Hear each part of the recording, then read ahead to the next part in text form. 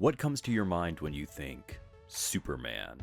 For many, there's a sense of a guy that has no real story potential. I mean, what's the point in reading about a guy that can't fail, that is perfect in every way?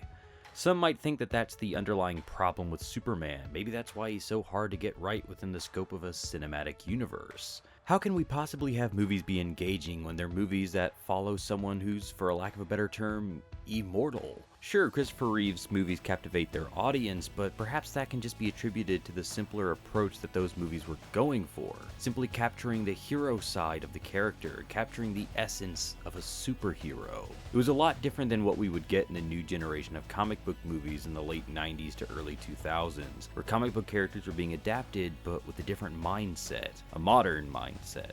We were looking much more into the relationships between characters, where there wasn't so much emphasis placed on being super as there was on the idea of getting to know what life was like for the hero in question. Something that isn't intrinsically tied to Superman at first glance, or at the very least isn't something generally seen as worth exploring. We got elements of this from Superman Returns back in 2006, but what might set this movie apart is that its character study with a character that we already had an idea of from the Christopher Reeves films. It was based in that universe, so it seemed a little late to work with character insights because there was baggage from previous films to have to wade through. Superman had a son, what was that about? It was character detail that wasn't really built on previous insights.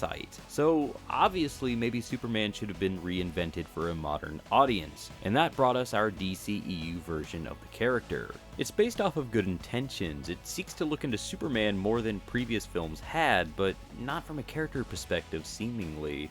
More from the perspective of a symbol. It seeks to explore what exactly Superman means, what his purpose is, and how exactly the world reacts to him. Clark gets a few moments of introspection, but it doesn't really seem significant when you take into consideration that he's kind of treated by the whole world as an obstacle to overcome. The DCEU has just now made the case that Superman isn't just some godly being or some messiah.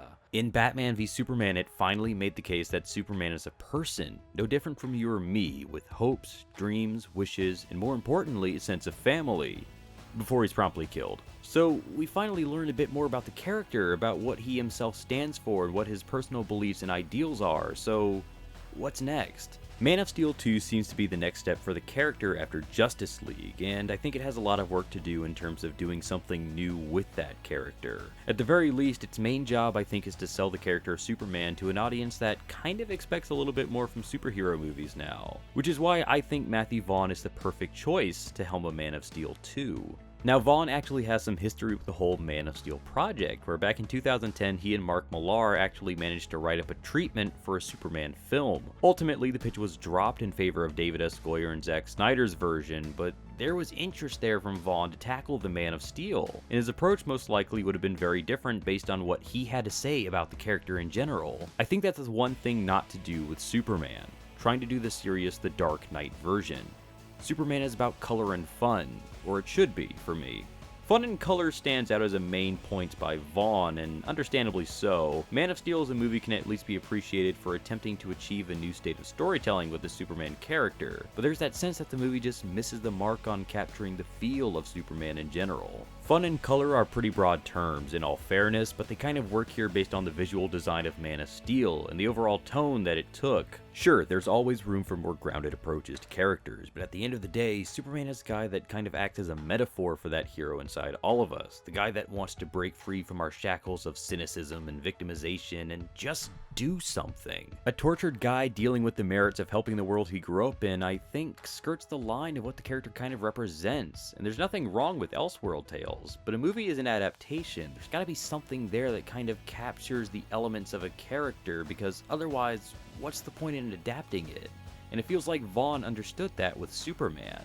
We see that he's not afraid to tackle the more character drama aspects of these comic book characters. One need only to look at movies like Kick-Ass and X-Men First Class to really grasp just how well he understands the importance of capturing the more flamboyant aspects of these comic characters, while also injecting a bit of gravitas and introspection. Vaughn understands the importance of representing the source, I think. It makes an incredible case for comic movies reflecting the more colorful aspects of the things they're drawn from, something I think Superman desperately needs. He'd add the joy that we see from watching a man fly, the sort of bright and whimsical nature of his adventures that people clamor for, but in the midst of that, he'd offer an insight into not Superman's ideals, but in Clark Kent's, in Kal-El's ideals, because we love to see the hero act and prevail, but we crave to get to know them as they really are. We want to see Clark's perspective, his hopes, his concerns, his dreams. Superman is a symbol, yes, but there's a man behind that symbol. And I think more than anything, Matthew Vaughn would understand that, and he'd show us that man. He'd bring us the color of Metropolis as the sun shines on a city backdrop. He'd bring us the fantastical elements of Clark battling kryptonite cyborgs, backward-speaking clones, fifth-dimensional imps, and a megalomaniac businessman in power armor. And in the midst of it all, he'd add the true insight into the man that's dealing with both his life and his duty. Superman is like us at the end of the day. It's just he can jump buildings in a single bound. And I think Matthew Vaughn would be able to capture that perfectly should he sign on.